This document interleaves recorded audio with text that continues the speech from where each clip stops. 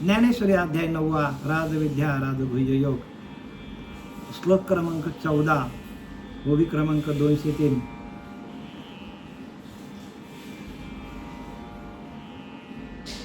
ह्या 14 अध्यायामध्ये ज्ञानोबा सांगतात, सततम कीर्तयन्तो ma'am यतस्तांश दृढव्रता नमस्तांश्च ma'am भक्त्या नित्ययुक्ता उपासते. म्हणजे साधूचं अंतःकरण कसं असतं त्याचा उल्लेख ज्ञानोबारांनी या 14 अध्यायामध्ये केलेला आहे. आणि साधू कोणाला म्हणावं, साधूकडे कोणती लक्षणं असतात, आणि असे साधू ज्या वेळेला श्रीगुरूंच्या कृपेने तयार होतात त्यावेळेला त्या सृष्टीवरती प्रत्येक साधकाला, प्रत्येक माणसाला जो स्वयंभू आपला कीर्तन चालू आहे, जो स्वयंभू आपला भजन चालू आहे, देख मनुष्य जात सकळ स्वभावताच भजनशीळ, तो स्वभावताच भजन आपला प्रत्येक जीवाचा चालू आहे. आणि त्या भजनाकडे प्रत्येक जीवाला नेऊन त्या भजनानंदामध्ये जाऊन प्रत्येक जीवाची सुटका करण्यासाठी कसं कीर्तन करायचं, कसं भजन करायचं भगवंताचं, हे सांगण्यासाठी येतात. आणि ते संत असतात. म्हणून तरी कीर्तनाचे नटनाट्य नाही का लिहिले, नाशिले व्यवसाय प्रायचित्ताचे. कीर्तनाचे नटनाचे नाशिले व्यवसाय प्रायचित्ताचे. जे नामच नाही पापाचे आयशे केले, पापाचाच नायनाट करून टाकतात. एकदा का आपल्याकडनं पापच गेला अंतःकरणात तर आपलं अंतःकरण शुद्ध होतो. आपल्या अंतःकरणामध्ये असलेला पापच जर त्या नामातून गेला, कारण नाम काय आहे, नाम हेच परीस आहे. नाम काय आहे, परीस आहे. आणि तो एकदा या देवाऱ्याला लागला तर संपूर्ण देवारा सोन्याचा होतो. तसं नाम आपल्या या देहरूपी देवाऱ्यामध्ये आला. देहरूपी देवाऱ्यामध्ये त्या बीज मंत्राचं प्रवेश संतांनी आपल्याला करून दिलं, तर आपला अंतःकरण कसं होतो, अंतःकरण रामरूप होतो. आणि ही सगळी प्रक्रिया आहे बरं का. आणि या प्रक्रियेच्या माध्यमातून साधू संपूर्ण सृष्टीमध्ये फिरत असतात, वावरत असतात आणि प्रत्येक जीवाला त्या नामाचा उद्बोध करून देतात. आणि त्यांच्याकडे, त्या जीवाकडे असलेले सगळे कर्म, वाईट कर्म बाजूला करून देतात नामाच्या उपदेशातून, नामाच्या प्रक्रियेतून. आणि त्याच्याबद्दल हे साधू हा जो 14 अध्याय, सततम कीर्तयन्तो माम यतस्तांश दृढव्रत नमस्तांशांचे माम भक्त्या नित्ययुक्ता उपासक. नित्य नियमाने ते काय करतात, भगवंताची उपासना करतात, भजन करतात. आणि त्या भजनाच्या आनंदामध्ये गेल्यानंतर त्या साधूंची स्थिती कशी असते हे आपल्याला 204 सांगते. तेजे सूर्य तैसा, तेजे सूर्य तैसे सोज्वल परी तोही अस्तव्य हे किडाळ. आता साधूंची उपमा देताना ज्ञानोबा सांगतात, तेजे सूर्य तैसे सोज्वळ. जसा सूर्य आहे तो काय करतो की आपल्याला त्या सूर्याच्या प्रकाशामध्ये सगळीकडे या भूतलावर प्रकाश पडला जातो. परी तेही अस्तव्य हे किडाळ. परंतु तो सूर्य पण काय करतो, त्याच्यामध्ये दोष आहे. दोष कोणता सूर्यामध्ये, तो मावळतो एक दिवस, म्हणजे संध्याकाळी मावळतो. तो सकाळी उगवतो, संध्याकाळी मावळतो. तसं सद्गुरूंचं नाही सांगितलंय. श्रीगुरु संत कसे असतात तर ते अखंड प्रकाशमान असतात. आता बघा ना, ज्ञानोबा आले, तुकोबा आले, सतत प्रकाशमान आहेत. बघा, तुम्हाला रात्री असो किंवा दिवस असो, आपल्याकडं त्यांनी दिलेलं नाम आहे. त्या नामाचं आपण चिंतन केलं तर आपण सातत्याने प्रकाशमान राहतो. सूर्य अस्ताला जातो, सूर्य उगवतो आणि मावळतो. सूर्य काय करतो, उगवतो आणि मावळतो. पण हा ज्ञानरूपी सूर्य जो आहे, म्हणून संसार आहे दारुण जो भेटला असे हरुसिनो तो ज्ञानदानू सकरून भजिजे गुरु. ज्ञानोबा सांगतात की नाही 17व्या अध्यायामध्ये, संसार ऐसा दारुण जो भेटला असे हरुसिनो तो ज्ञानदानू सकरून भजिजे गुरु. कुठला? जो ज्ञानदान करण्यामध्ये माहीर आहे, ज्याला दान करण्याचा ज्याला अधिकार त्यांनी घेतलेला आहे आणि तो ज्ञानदान करतो. सगळ्यात श्रेष्ठ दान कोणतं असेल तर ते हे गायदान, भूमिदान. सगळ्यात श्रेष्ठ दान कोणतं आहे? ज्ञानदान. बरेचसे दान आहेत. कोणी गायी दान करतो, कोणी भूमिदान करतो, कोणी पैसा दान करतो, कोणी काय काय दान करतो, कोणी अन्नधान्य दान करतो. पण सगळ्यात श्रेष्ठ दान कोणतं आहे तर ज्ञानदान. आणि ते ज्ञानदान करण्यासाठी एखादाच या भूतालावर येतो. सगळ्यांनाच ज्ञानदान करता येत नाही, कारण सगळ्यांनाच ज्ञान नाही आहे आत्मस्वरूपाचं. फक्त साधू तेच असतात की ज्यांच्याकडं ज्ञान असतं, अखंड भजन चालू असतं, अखंड कीर्तन चालू असतो आणि त्या कीर्तनाच्या आणि नटनाटे नाशिले व्यवसाय प्रायश्चित्ताचे. लोकांना प्रायश्चित करण्याची गरज नाही. कीर्तन चालू झाला की आपोआपच त्याचं अज्ञान, त्या जीवाकडे असलेलं पाप आपोआप दूर होतो. आणि म्हणून तैसे सूर्य तेजे सूर्य तैसे सोजवलं परी तोही आस्तवे हे किडाळ. पण त्या सूर्याला पण दोष आहे, कारण तो काय करतो? किडाळ म्हणजे दोष. तोही एक दिवस मावळतो, एक दिवस नाही, रोजच्या रोज मावळतो. तोही रोजच्या रोज मावळतो आणि परत उगवतो. म्हणजे रात्री अंधार असतो. रात्री अंधार असतो की नाही. आणि चंद्र संपूर्ण एखाद्या वेळ हे सदा पुरते. आणि चंद्र काय करतो की 16 कळी चंद्रकळा आहे सूर्याला, 16 कळी. पण तेही काय करतात, तोही चंद्र काय करतो की कधी पूर्ण उगवतो, तर कधी अर्धाच उगवतो, तर कधी चंद्राच्या कोरीप्रमाणे उगवतो. म्हणजे तो पण पूर्ण नाही. पण सद्गुरू कसा आहे? सद्गुरू पूर्ण आहे तो. म्हणून काय लिहिले की तयाची उपमा काय द्यावी, नाशिवंत सृष्टी आघवी. बघा, सद्गुरूंना उपमा देता येत नाही, कारण संपूर्ण सृष्टी कशी आहे? नाशिवंत आहे. संपूर्ण सृष्टी कशी आहे? नाशिवंत आहे. सद्गुरूला आपण बोलू की बाबा उपमे द्यावा सागरू तरी अत्यंतची क्षारू. जर आपण त्याला सागराची उपमा दिली तर तो सागर खारट आहे. अथवा म्हणू क्षीरसागरू तरी तो नाशेल कल्पांती. त्या सद्गुरूला आपण क्षीरसागराची, दुधाच्या सागराची उपमा दिली तरी पण ते नासेल कल्पांती. काही कल्पानंतर दुधाचा सागर नासून जाईल. उपमे द्यावा जरी मेरू, काय मेरू म्हणजे मेरू पर्वत, तो जड आहे. त्या जड पर्वताची उपमा जरी आपण सद्गुरूंना दिली तरी तो जड पाशाने कठोर, तर तो जड आहे, तो दगड आहे आणि कठोर आहे.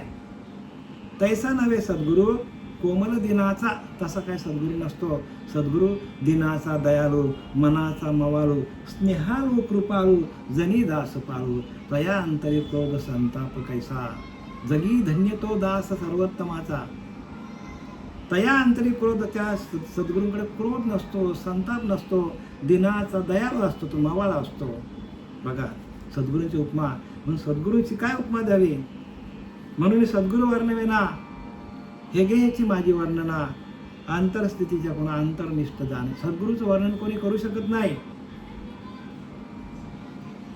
धीरपणे उपमो गभस्ती तरी गभस्तीचा प्रकाश किती. काय लिहिले? धीरपणे उपमो गभस्ती तरी हे खचेल कल्पांती. गभस्ती म्हणजे पृथ्वी. त्या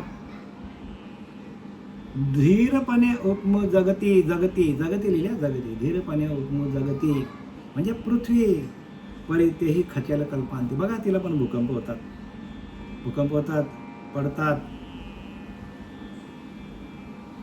म्हणून धीरत्वास दृष्टांतीहीन वसुंधरा. म्हणून तिला त्या सद्गुरूंना या पृथ्वीची उपमा पण देता येत नाही. आणि म्हणून शेवटीला काय सांगतात की हरिहर ब्रह्मादिक नाश पावती सकळिक सदा सर्वदा विनाश सद्गुरुपद. बघा समर्थ रामदासांनी सांगितलंय हरिहर ब्रह्मादिक नाश पावती सकळिक म्हणजे काय, ब्रह्मा विष्णू महेश त्यांचा पण नाश होईल असं सांगतात. हरिहर ब्रह्मादिक नाश पावती सकळिक सदा सर्वदा अविनाश सद्गुरुपद. सद्गुरुपद हे अविनाशी आहे. सद्गुरु हे तत्व आहे आणि त्या तत्वातून ब्रह्मा विष्णू महेशाचा ब्रह्मा विष्णू महेशाने काय केलंय तर त्याने अवतार घेतलेले आहे. म्हणून काय लिहिलंय, आता सद्गुरु वर्णवेना जेथे माया स्पर्शो शकेना ते स्वरूप मजा अज्ञाना काय कळे. न कळे न कळे नेती नेती ऐशे बोल तसे वेद श्रुती तेथे मदमूर्खाची मती पवडेल कैची. समर्थ रामदास सांगतात आता सद्गुरु वर्णवेना जेथे माया स्पर्शो शकेना. बघा मायेचं कामच नाही, पूर्णतः मायेचा निराश झाला तरच आपल्याला त्या सद्गुरु पदाची त्या सद्गुरु तत्वाची आपल्याला अनुभूती येते. संपूर्ण मायेचा निराश, मग तो तुम्हाला 10 मिनिटं झाला, 10 तास झाला, अर्धा तास झाला, 1 तास झाला, कारण सद्गुरु काय आहे, सद्गुरु हेच परब्रह्म आहे आणि त्या परब्रह्माचा आपल्याला स्पर्श झालं तर आपल्याला संपूर्ण ज्ञान प्रगट होतो. क्षणात एका क्षणात आपल्याला त्या संपूर्ण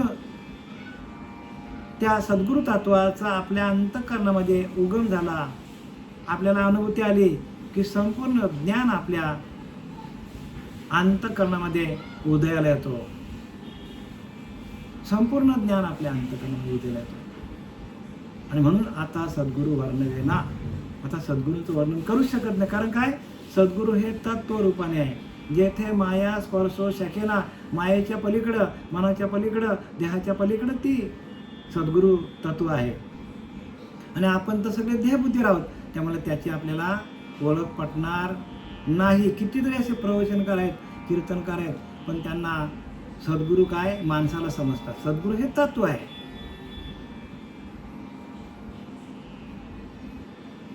म्हणून नामापरते तत्व नाही रे अन्यथा, वाया अनेक पंथा जाशील झाले. ज्ञानोबा सांगतात, योगियांचा राजा काय सांगतो, नामापरते तत्व, नाम हे तत्व रूप आहे, गुरु हे तत्व आहे, नाही रे अन्यथा, त्याच्यापेक्षा श्रेष्ठ दुसरं काहीच नाही. आणि ज्या पंथामध्ये ज्यांच्याकडं नाम नसेल त्यांच्याकडं तुम्ही गेलात तर फुकट जाशील. सांगतात नामापरते तत्व नाही रे अन्यथा, वाया अनेक पंथा जाशील धनी. कुठल्याही पंथामध्ये जाशील तेथे नामाची प्रक्रिया नसेल, नामाची ओळख नसेल तर व्यर्थ जाईल, सगळं आयुष्य निघून जाईल. म्हणून आता सद्गुरु वर्णवेना जेथे माया स्पर्श शकेना ते स्वरूप माझा अज्ञान काय कळे, ते स्वरूप आहे. आणि त्या स्वरूपाची ओळख माझ्यासारख्या अज्ञानाला काय कळेल असं प्रत्यक्ष रामदास स्वामींनी म्हणतात. तर बघा रामदास स्वामींकडे होतं की नाही तत्व, आत्मज्ञानी होते की नाही. माझे स्वरूप स्वतः सिद्ध, दासबोध, माझं स्वरूप स्वतः सिद्ध सांगणारे रामदास स्वामी स्वतःला कमी समजतात. आणि आपण कुठे चाललोय, ज्यांच्याकडे तत्व नाही त्यांना बोलण्याचा अधिकारच नाही तसं बघायला गेलं तर. पण काय करणार, कारण सगळ्यात लोक आंधळे आहेत आणि त्यांना एक त्या आंधळ्यांना शिकवणारा पण आंधळाच आहे. कारण आंधळ्याला आंधळेच मित्र आवडतात, त्यांना ज्ञानी आवडत नाही. अशी जगाची स्थिती आहे, काय करणार त्याला. बघा तैसे तेजी सूर्य जैसे तैसे शोधवला परी तो हे वास्तव्य हे किडालं. तेजामध्ये सूर्य 1 नंबरला आहे जगामध्ये, पण त्याला पण दोष आहे. काय तर तो संध्याकाळी मावळतो. चंद्र संपूर्ण एखाद्या वेळा हे सदा पुरते. चंद्र पण काय होतो, संपूर्ण असतो, पण काही दिवस जशी त्याला जसं कृष्ण पक्ष चालू होतो तसं त्याला कला लागतात. हळू उतरती, म्हणजे कमी होत नाहीसा होऊन जातो. चंद्र काय करतो, हळू कलेने तो कमी होतो, अर्धा होतो, मग चंद्रकोर दिसते, मग हळू नाहीसा होतो. मग काय होतो, मग कृष्ण पक्ष चालू होतो. मेघ उदार परी ओसरे, मेघ काय आहे की मेघांकडे अवधारी आहे. मेघ म्हणजे काय? ढग. त्या ढगाकडे पाण्याचा साठा आहे हो. ढग, काळे ढग आपल्या आभाळामध्ये आले तर माणसाला किती आनंद, अरे बापरे पाऊस यायला तर आले भारी. म्हणजे किती पाऊस पडल्यावर किती वातावरण थंड, मातीला सुगंध वास येतो. एवढं वातावरण सुंदर असतो पावसाळ्यामध्ये. पण ज्ञानोबा सांगतात मेघ उदार परी ओसरे. मेघ काय? मेघाकडे अवदारी आहे, वैभव आहे पाण्याचं. कारण पाणी हे जीवन आहे. प्रत्येक माणसाला पाणी हे जीवन आहे. आणि पाऊस पडला नाही तर ते सगळे काय करतील? माणसाचा जीव, सृष्टीवर सगळे जीव काय तडफडून जीव मरून जातील. मग जर आकाशामध्ये ढग आलं तर प्रत्येकाला आनंद होतो. मेघ उदार परी ओसरे, वैभव आहे त्याच्याकडे, परंतु तो पण काय करतो? ओसरून जातो. पाऊस पडला की त्याचा अस्तित्व संपून जातो. म्हणून उपमेश न पुरे हे निशंकपणे सपा खरे पंचानन. म्हणून उपमेश न पुरे, म्हणून त्याची उपमा पण सद्गुरूंना देता येत नाही. सद्गुरूंना त्याची उपमा देत नाही. हे निशंकपणे सपा खरे पंचानन. आणि पुढे सांगतात की साधू निशंकपणे पंख असणाऱ्या सिंहाप्रमाणे होत. तर हे साधू कसे आहेत? तर निशंकपणे पंख असणाऱ्या सिंहाप्रमाणे आहेत. पंख असणारा सिंह बघा असा दिसतो, पंख आहे तो, पण त्या सिंहाची उपमा पण त्याला देता येत नाही. सिंहाची उपमा पण देता येत नाही. पंख असणाऱ्या सिंहाप्रमाणे साधू आहेत बरं का.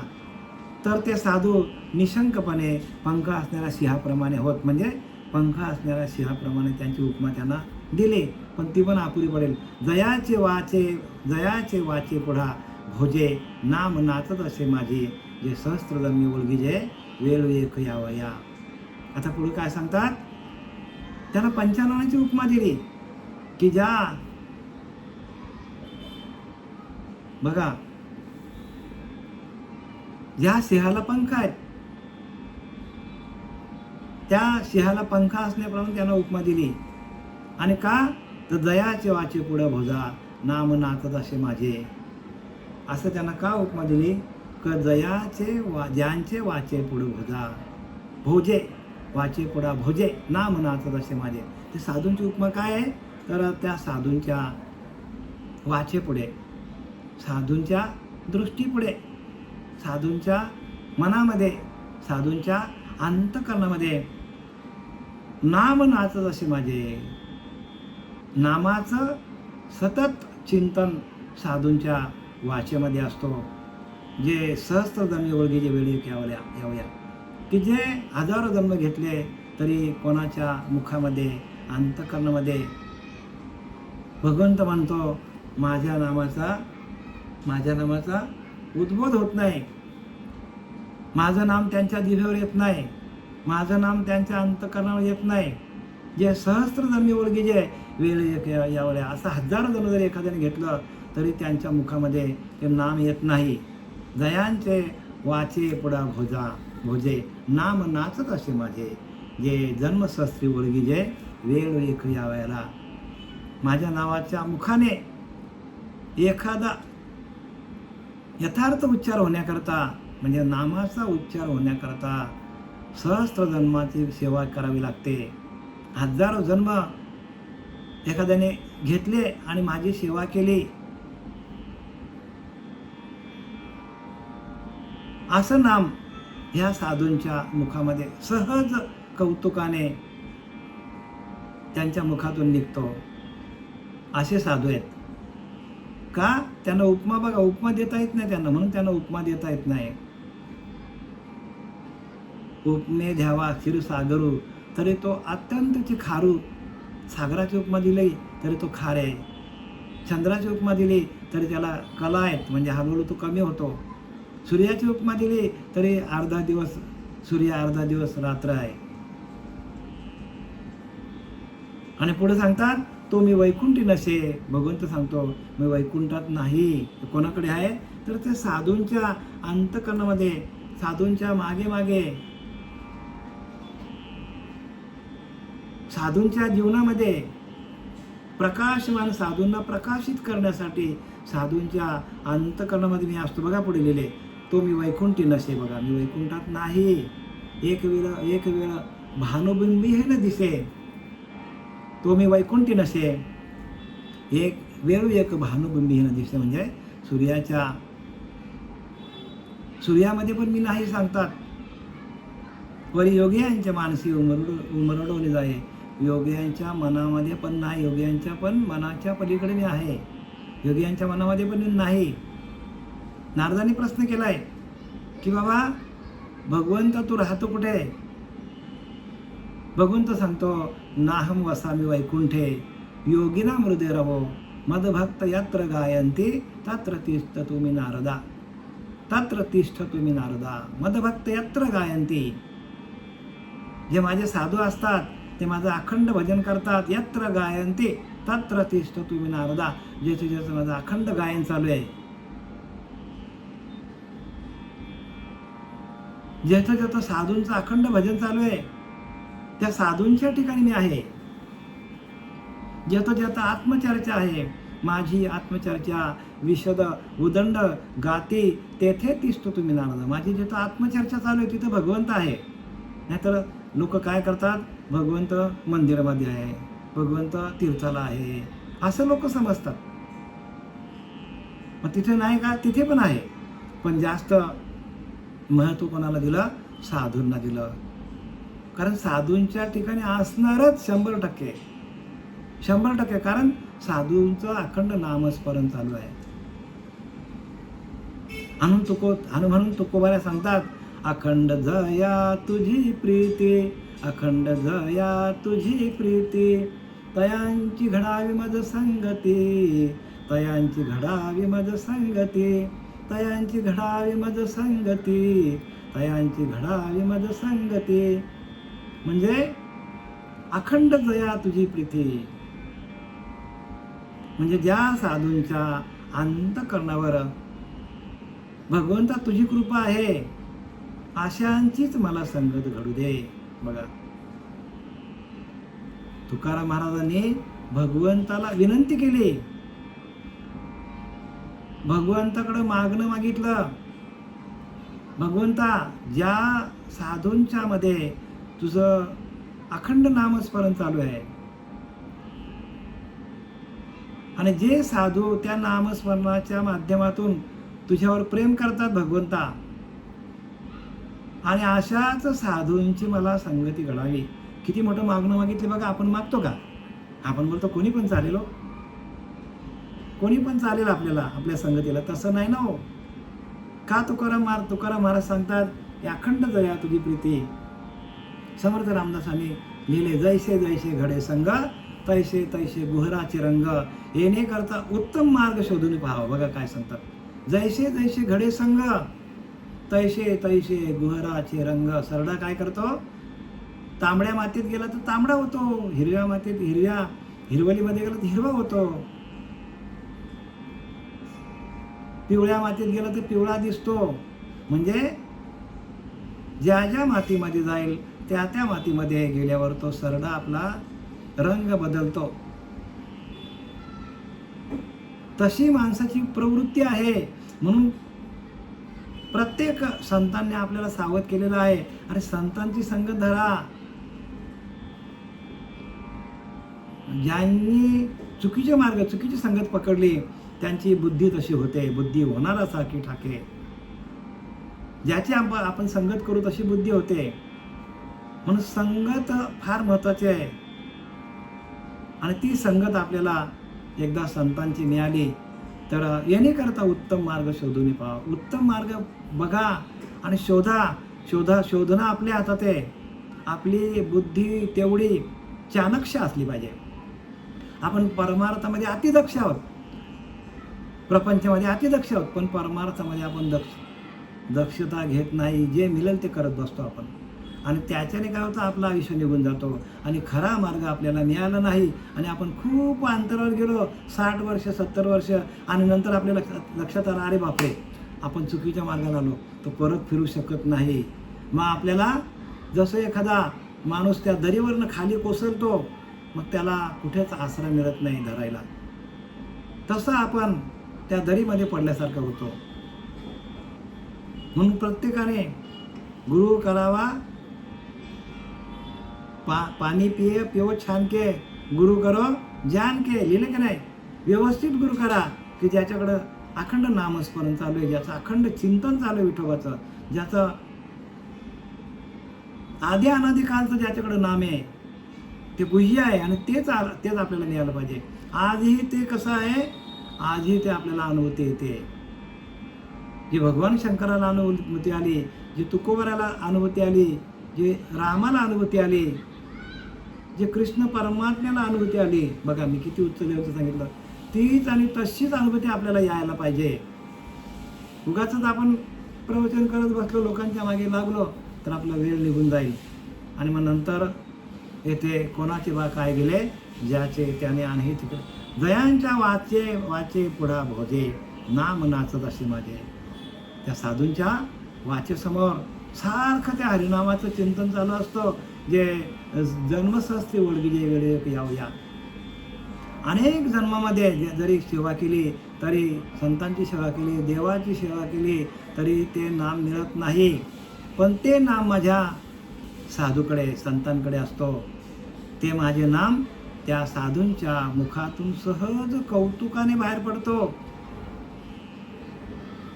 आणि म्हणून सांगतात, तुम्ही वैकुंठी नसे, वेळू एक भानुबिंबाने दिसे. वैकुंठामध्ये पण नाही मी, आणि भानुबिंब म्हणजे सूर्यामध्ये पण मी नाही दिसत.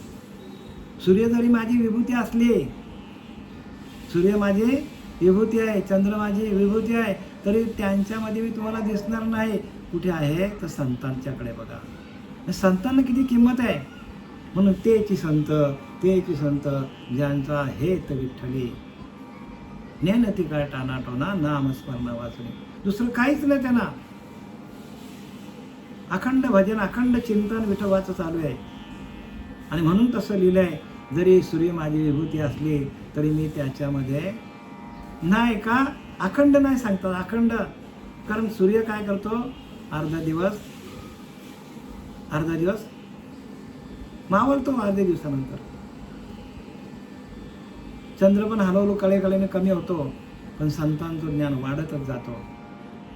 संतांचं ज्ञान कसं आहे, वाढता वाढता वाढता वाढले, भेदिले गगन मंडल. बघा, भेदिले म्हणजे एवढं त्यांचं संतांचं एवढं नामस्मरण चालू असतं, आणि म्हणून ते संत आहेत. म्हणून त्यांचं गुणगौरव भगवंताने अर्जुनासमोर मांडलंय. वरी योगियांच्या मानसी उमगडून जाय, म्हणजे काय, इतकेच नव्हे तर योगियांच्या मनांचे उल्लंघन करून जातो. म्हणजे योगियांच्या मनामध्ये पण मी राहत नाही. जे योगाभ्यास करतात त्यांच्याकडे मी नाही आहे. योगाभ्यासाने भगवंताची प्राप्ती होणार नाही, म्हणजे त्यांच्याकडे मी नाही सांगतात. परी तयापाशी पांडवा, मग कुठे आहे मी, परंतु तयापाशी पांडवा, मी हरपलो माझा गिवसवा, येतं नाम घोष बरवा करीते माझा. पण अरे अर्जुना, मी त्यांच्याकडे माझा संपूर्ण माझा जो काय देवपणा आहे तो पण मी विसरून जातो. कोणाकडे, त्या संतांकडे. मी देव आहे ही भावना माझ्याकडे राहत नाही. मी सृष्टीचा रचता आहे ही माझी भावना राहत नाही. मी सृष्टीला चालवतो ही माझी भावना राहत नाही. मी सृष्टीचा विनाश करतो हेही माझं भाव राहत नाही. कोणाकडे, कोणाच्या हृदयामध्ये, तर ज्या संतांच्या हृदयामध्ये अखंड नामस्मरण चालू आहे.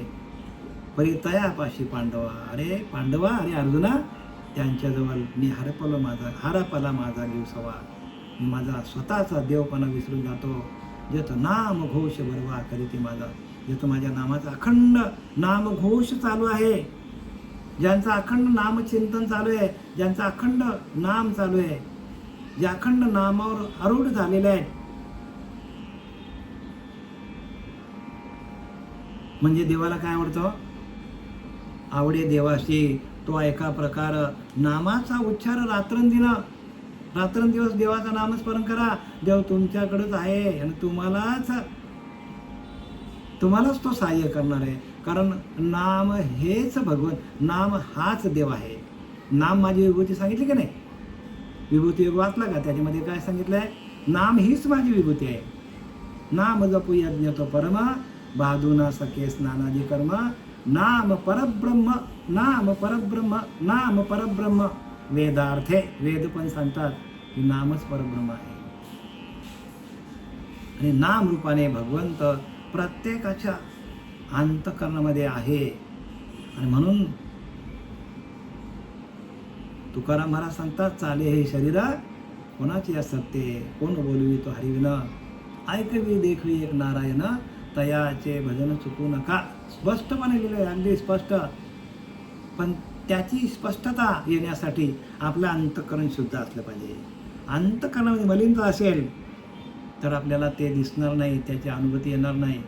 आणि म्हणून सातत्याने संतांचं संग करा. काही नका करू, संत संग करा. पूर्वीचा धागा उगवेल हो. संतांची संगत, संतांचा सहवास तोच स्वर्गवास. आणि म्हणून जया संगतीने विराग झाला. ज्यांच्या संगतीमध्ये आपल्याला वैराग्य येतो, ज्ञान येतो, प्रज्ञा जागृत होतो, भजन चालू होतो. मनोदरीचा जडभास गेला बघा. मनाकडे जडत्व आलेलं तो सगळं निघून जातो. मनाकडे असलेला अज्ञान, मनाकडे असलेले विषय, मनाकडे असलेला अहंकार, मनोदरीचा जडभास गेला. साक्षात परमात्म्यामध्ये भेटविला. कोणी भेटविला? त्या संतांनी काय केलं? माझी आणि भगवंताची भेट करून दिली हो. आणि बघा तेच संत आहेत बरं का. त्यांनाच संत म्हणा, त्यांनाच श्रीगुरु म्हणा, त्यांनाच सद्गुरू म्हणा, की जे आपल्या आतमध्ये असलेल्या जीवशिवाचं ऐकी करून देतात. तेच संत आहेत. बाकी यांच्याकडं जीवशिव करण्याचं ऐक्य नाही, जीवाशिवाची भेट करून देत नाही, कुंडलीने जागृत करून देत नाही, सप्तचक्र भेदन करून देत नाही.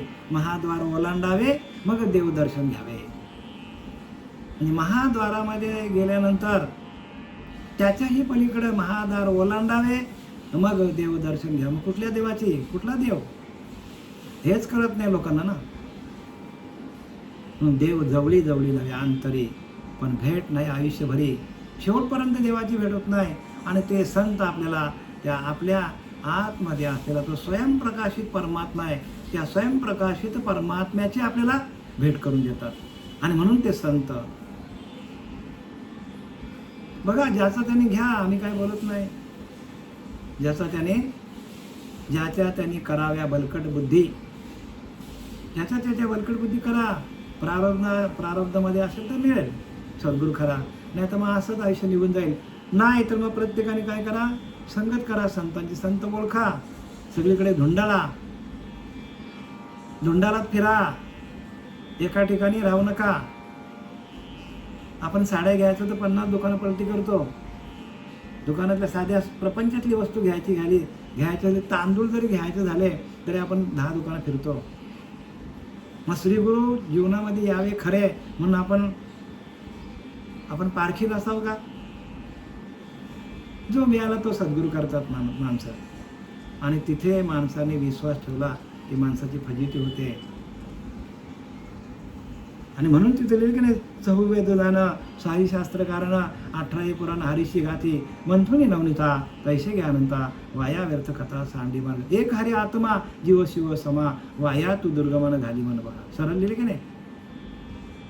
दुसरीकडे लक्ष घालूच नको. एक हरी आत्मा जीव शिव समा. आत्म्याचा ना परमात्म्याचा मिलन करून देतात तेच सद्गुरू असतात. आणि आत्मा कुठे, परमात्मा कुठे? आसन नाही, काय नाही, संत संग नाही, ध्यान नाही. सांगा कसं होईल? मला सांगा. होईल का देवाची ओळख? शेवटपर्यंत माणूस गफलतीमध्ये राहतो. आणि म्हणून काय सांगतात? परी तयापाशी पांडवा. अरे अर्जुना, मी अशा संतांच्या हृदयामध्ये जाऊन स्वतः बसतो. तयापाशी पांडवा मी हरपल माझा गिवसवा. मी स्वतःचा देवपणा विसरून जातो. कधी कसा आता ज्याचं नाम घोष भरवा कर, ज्याचं अखंड माझं नामच करून चालू आहे. ऐसे नाम घोष भरवे, ऐसे नाम घोष गौरवे. ढवळले विश्व, संपूर्ण विश्व त्यांनी त्या संतांनी ढवळून काढला नामाच्या घोषातून. काही एखाद्याने वैकुंठी जावे, तेही वैकुंठच केले आगोय बघा. एखाद्यानेच वैकुंठात जाता येतो, पण या संतांनी संपूर्ण मृत्यूलोकामध्ये संपूर्ण वैकुंठच करून ठेवलं. कशाने? ऐसे नाम घोष गौरवे. ढवळलेले विश्व, विश्वाला ढवळून टाकलं नामाच्या प्रक्रियेच्या माध्यमातून. नामाची प्रक्रिया प्रत्येकाला करून दाखवली.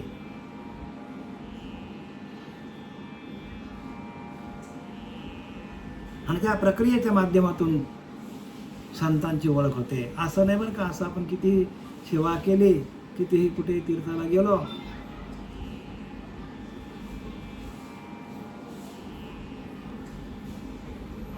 आणि म्हणून समर्थ सांगतात नाना व्रते नाना दाने, नाना व्रते नाना व्रते नाना दाने. अनेक प्रकारचे व्रत केले, अनेक प्रकारचं दान केलं, तरी पण भगवंताची प्राप्ती होणार नाही. भगवंताची प्राप्ती कधी होईल? तर आत्मज्ञान म्हणजे आत्म्याशी आपण एकरूप झालो. आत्मा हाच आपला परमात्मा आहे, त्याच्याशी एकरूप होऊन त्याचंच आपण भजन केलं आंतरिक अंतरात्म्याचं, तरच आपल्याला व्यापक होता येतो. कैसे माझ्या गुन्हे झाले देशकाला ते विसरले. बघा काय सांगतात भगवंत, सांगतात अर्जुनाला. असे साधू असतात, असे संत असतात, कैसे माझ्या गुन्हे झाले. त्यांनी काय केलं? माझ्या गुणांनी युक्त होतात, तृप्त झालेले असतात. ते देश काला ते विसरले. म्हणजे कोणत्या देशात आहे, कोणत्या काळात आहे, कोणत्या वेळेत आहे, हे काही त्यांना भान राहत नाही. काही भान त्यांना राहत नाही. आसनी शयनी भोजनी विसर नाही माझ्या नामी. बघा त्या संतांना आसनावर बसल्यावर, आसनी शयनी झोपताना, उठताना, खाताना, बसताना, सगळं कार्य करताना त्यांचं अखंड चिंतन चालू आहे. अखंड बरं का. आसनी शयनी भोजनी विसर नाही माझ्या नामी. तया नाम आत्मज्ञानी बोली जे पारतात, त्याला आत्मज्ञानी म्हणतात. आणि अशा आत्मज्ञानी सत्पुरुष कैसे माझ्या गुन्हे झाले, देश काला ते विसरले. समजलं का? कीर्तनाने स्वतःच्याच आनंदात सुखी असतात. कीर्तने सुखी झाले. आपण पची आपल्याच कीर्तनामध्ये सुखी होतात ते. आणि तुम्ही आम्ही पण आपल्याच कीर्तनामध्ये सुख आपल्याला मिळतो. सुख, समाधान, प्रेमानंद, आनंद स्वरूप, सच्चिदानंद स्वरूप हे आपल्याच कीर्तनामध्ये आपण जर एकाग्रचित्त झालो, त्या कीर्तनामध्ये दंग झालो, तर आपलं सुख आपल्यालाच आहे. माझे सुख दाविले मज डोळा. नामदेवराज सांगतात की नाही, माझे सुख दाविले मज डोला. म्हणजे माझं सुख माझ्या आतमध्ये दडलेलं होतं, तेच मला माझ्या त्या ज्ञानरूपी डोळ्याने मला दाखवलं. आणि दिधली प्रेम कळा ज्ञानमुद्रा. म्हणजे काय? प्रेम कसा लावायचं भगवंतावर, म्हणजे आपल्या अंतरिक्ष अंतरात्म्यावर प्रेम कसं जोडायचं, प्रेम कसं आपण लावायचं, जीव कसं लावायचा, आणि ते भजन कसं करायचं. दिधली प्रेम कळा ज्ञानमुद्रा. आणि ते मुद्रा कशी लावायची ते सांगितले. मुद्रा ते 5वी लावून या लक्ष. आत्मा तो प्रत्यक्ष हरिदिशे, आपला आत्माच आपल्याला हरी दिसतो. मुद्रा ती 5वी. सुला सूक्ष्म कारण महाकारण आणि ज्ञान कैवल्य अवस्थेमध्ये मुद्रा ते 5वी लावून या लक्ष. आत्मा तो प्रत्यक्ष हरिदिशे, आत्माच आपला हरी आहे. म्हणजे एक हरी आत्मा जीव शिव समा, वाया तू दुर्गमन घाली बन. लिहिले की नाही सरळ. हे सगळे जे आहेत हे गुह्य, आणि हे गुह्यातलं गुह्य आहे. आणि कोणाला कळेल? जो ध्यानाला बसतो, ज्याला सद्गुरू मिळाले, ज्याचा जीव शिवाचा ऐक्य झालेला आहे, ज्याचे अष्टसात्विक भाव झालेले आहेत, जो भगवंताच्या नामामध्ये जाऊन तदाकार झालेला आहे, ज्याचं अखंड चिंतन चालू आहे त्यालाच ह्या अनुभूती येतात. बाकी उघडा मंत्र घेऊन नाही होणार. उघड्या मंत्राने मंत्र येतो. कैसे माझ्या गुणी झाले आणि देश काला ते विसरले. कुठल्या देशात हे, कुठल्या कालात हे, काही माहीत नाही. कुठल्या जागेवर पडले काय माहीत नाही. का कीर्तने सुखे झाले आपणपची. आपल्याच कीर्तनामध्ये माणूस सुखी होतो. बघा आपलं जो आपला मूळ कीर्तन आहे आपला, तो कोणतं मूळ कीर्तन आहे?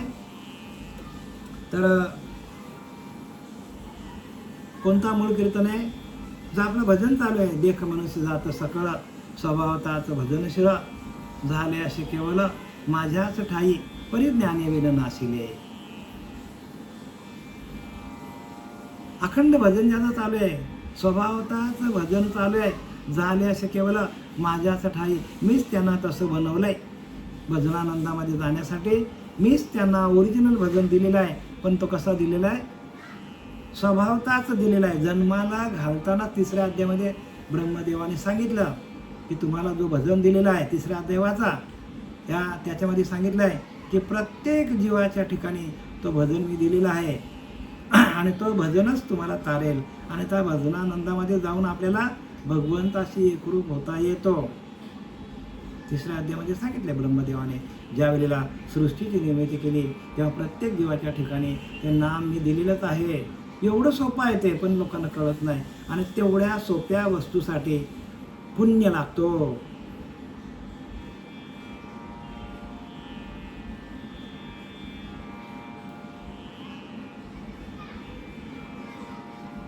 आणि त्या पुण्याचा साठा अनेक जन्मामध्ये थोडा थोडा थोडा थोडा माणसाला मिळत जातो. तेव्हा हे ज्ञान प्राप्त होतो.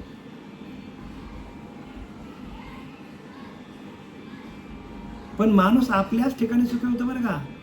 समाधान आतमध्ये, समाधान आपल्याकडे आहे, आनंद सर्व अवस्था आपल्याकडे आहे. आणि आपण कुठे शोधतो? बाहेर. बाहेर काही नाही बरं का.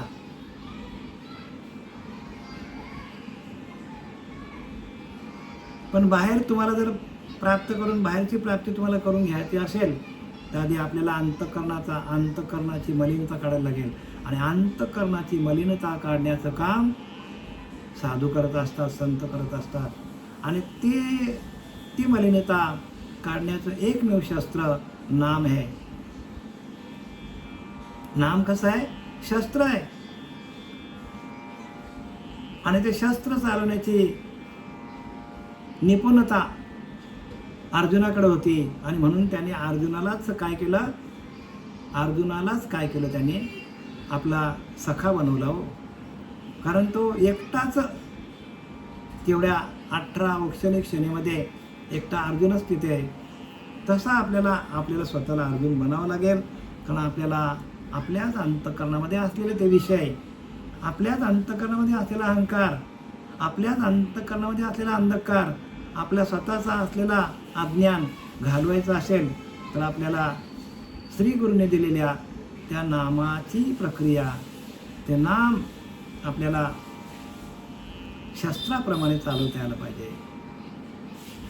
आणि ते नाम आपल्याला शस्त्राप्रमाणे चालवता आलं तर आपल्याच पिंडामध्ये ते बसलेले आहेत विषय. आणि त्या विषयांना आपण कसं चितपट करायचं. आणि ते आपल्या इंद्रियांवर राज्य करतात विषय. आणि ते इंद्रिय जर आपले भजनानंदामध्ये जाऊन प्रत्येक इंद्रिय आपला भजन करायला लागला, डोळ्यांनी चांगलं बघणं, डोळ्यांनी भगवंताचं दर्शन, कानाने भगवंताचा नाद ब्रह्म, नाकाने भगवंताचं श्वासोश्वासावर आलेला नाम, माझ्याने श्वासोश्वासाने परिचारिता, निमिषतेचा व्यापार, माझ्याने निजसुखे सासार, तिथेच मी घर बांधिले. नाथबाबा सांगतात श्वासावरतीच आपल्याला घर बांधता आलं पाहिजे.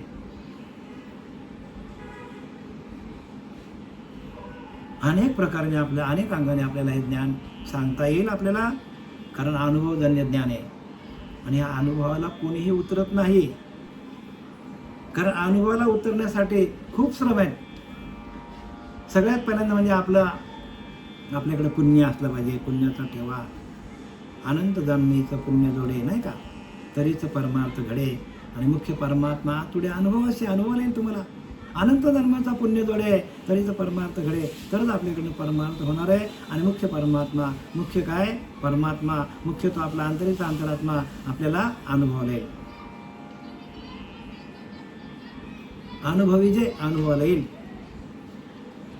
कृष्ण विष्णू हरी गोविंद या नामाचा निखल प्रबंध बघा.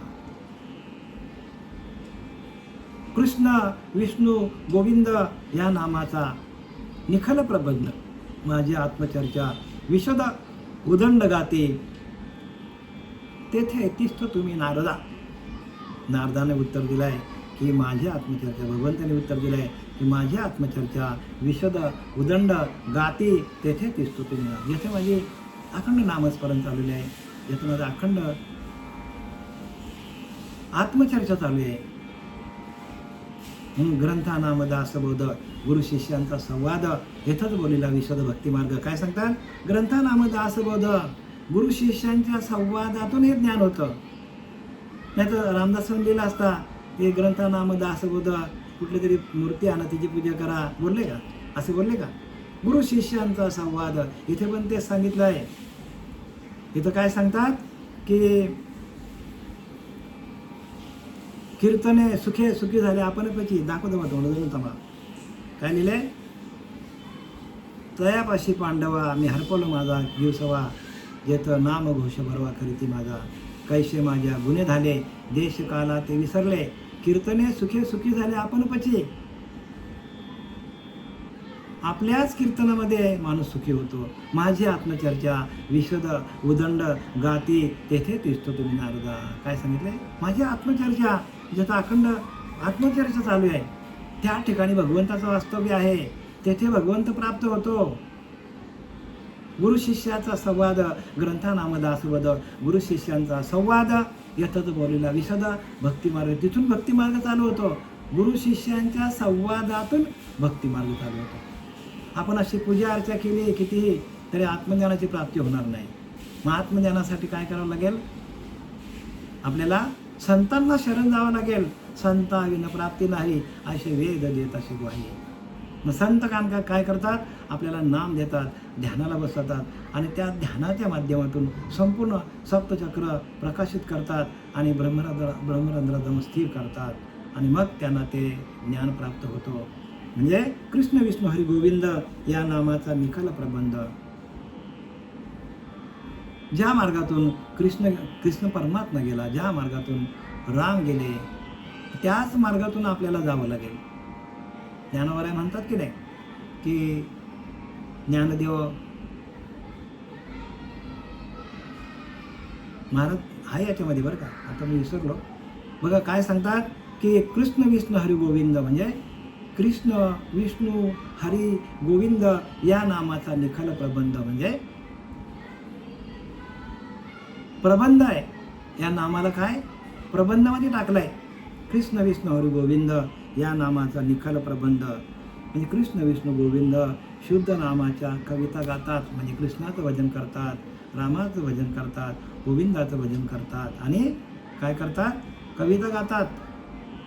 भगवंताच्या नामाच्या कविता गातात म्हणजे कीर्तन गातात थोडक्यात. आणि मधून शुद्ध चर्चा करतात आणि अधूनमधून आत्मचर्चा करतात. म्हणून आत्मचर्चा, नामस्मरण, ग्रंथांचं वाचन याला म्हणतात त्रयभक्ती. भगवंताचं नामस्मरण, संतांनी लिहिलेलं वाङ्मय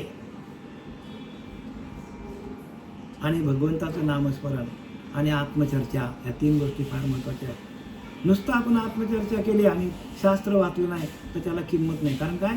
शास्त्राप्रमाणे आपण आत्मचर्चा व्हायला पाहिजे. नुसतीच आपण दिवसभर चर्चा केली काय फायदा त्याचा? मग आपण परत संसारावर येतो, प्रपंचावर येतो आणि तिथं माणूस अडकतो. कोणीतरी मध्ये काय करतो? प्रपंचाची ठिंगणी टाकतो आणि मग ते चर्चेला कलाटणी लागतो. म्हणजे आपण परत देहबुद्धीवर जातो. म्हणून आपल्यासमोर शास्त्र असलं पाहिजे. आत्मचर्चा करताना शास्त्र समोर पाहिजे. नुसतीच आपण चर्चा केली तर ती शास्त्राची होत नाही. म्हणजे त्रयभक्ती म्हणजे काय? गुरुप्रचिती, आत्मप्रचिती आणि शास्त्रप्रचिती. शास्त्रामध्ये लिहिलं आहे तसं आपल्याला गुरुने सांगितलं आहे. आणि गुरुने सांगितलं आहे तसं आपल्याला अनुभूती आली. हे शास्त्रामध्ये लिहिलं आहे, पण गुरुला ते सांगता येत नाही आणि अनुभवाला येत नाही, मग ते खरं नाही. गुरुला अनुभवाला आले पण ते शास्त्रामध्ये नाही, आणि तशी अनुभूती माणसाला येत नाही, म्हणजे ते काय वेगळ्या मार्गाला चालले. मग खरी आत्मप्रचिती काय? हे शास्त्र सांगतो, शास्त्रामध्ये लिहिलं आहे ते आपल्याला अनुभवाला आलं आहे ना, तेच गुरु आपल्याला सांगतो. त्याला म्हणतात त्रयभक्ती. आणि त्रयभक्तीच माणसाला भगवंतापर्यंत नेऊ शकतो, भगवंताचं आत्मदर्शन करून देऊ शकतो. आणि म्हणून कृष्ण विष्णू हरी गोविंद या नामाचा निखल प्रबंध माझी आत्मचर्चा विशद उदंड गाती तेथे तिष्ठो तुम्ही नारदा. नारदानं सांगितलंय, नारदाने प्रश्न केला, देवा तो राहतो कुठे? भगवंताने उत्तर दिला की माझी आत्मचर्चा कृष्ण विष्णू हरी गोविंद या नामाचा निखल प्रबंध, माझी आत्मचर्चा विशद म्हणजे भगवंताचं नामस्मरण आणि भगवंताविषयी आत्मचर्चा गुणानुवाद हे जिथं अखंड चालतं तिथं भगवंताची वस्ती असते. आणि तेथे तर दया, क्षमा, शांती असते. दया असतो, सुख असतो, समाधान असतो, शांती असतो. कुठे? की जिथं भगवंताचं अखंड चिंतन चालू आहे, भगवंताची आत्मचर्चा चालू आहे, तेथेच भगवंत असतो. नाहं वसामि वैकुंठे योगिनां हृदये रवो मद्भक्ते यत्र गायन्ति तत्र तिष्ठो तुम्ही नारदा. झालेली सेवा आपले सच्चिदानंद सद्गुरू श्रीपाद बाबा, रामदास बाबा, नारायण बाबा, नाना बाबा, पांडुरंग देवेकर बाबा ह्यांच्या चरणी समर्पित करीत आहे. पुंडलिकावरदे हरी विठ्ठल श्री ज्ञानदेव तुकाराम पंढरीनाथ भगवान की जय. माऊली ज्ञानेश्वर महाराज, जगद्गुरु जगद्वंदे तुकाराम महाराज की जय. शांती ब्रह्म एकनाथ महाराज की जय. अवधूत चिंतन श्री गुरुदेव, अवधूत चिंतन श्री गुरुदेव दत्त. जाऊ नका, प्रसादन बोला.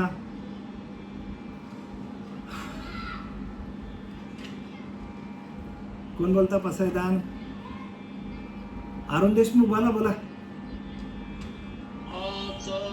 विश्वात्मते देवे येने वाग्यज्ञ तोषावे तोषोनि मत द्यावे पसायदान हे जे खांचे व्यंकटी